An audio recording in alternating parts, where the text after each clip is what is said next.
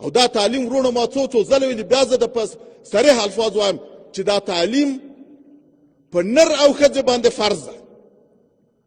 علما کرام دلته موجود دي، هیڅوک د دې له وجود له فرضیت انکار نشي کولی. دا مطلق فرض ده، په نر او په ښځو باندې فرض ده.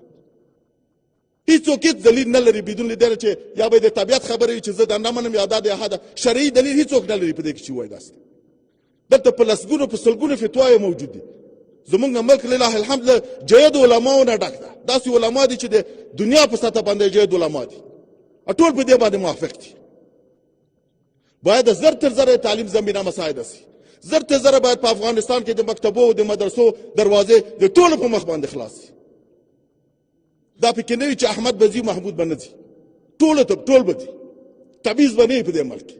که موږ غواړو چې ملي وحدت قایم کړو، باید د تعلیم دروازې د ټولو په مخ خلاصې کړو، باید ټولو ته عدالت تامین کړو، باید ټولو د اقتصادي مشکلات ور حل کړو. په دې صورت کې بیا کېدلی شي چې ملي وحدت تامین سي. او دا د اسلامي امارت وظیفه ده.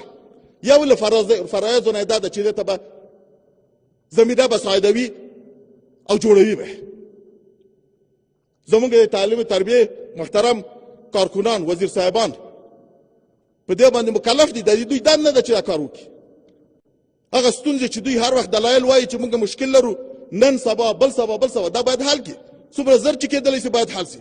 په دې کې څومره وخت تېرېږي مشکلات جوړېږي. په دې کې چې څومره وخت تېرېږي زمونږ ملت له موږ نه فاصله نیسي. په همدې یوه موضوع باندې له موږ نه فاصله نیسي.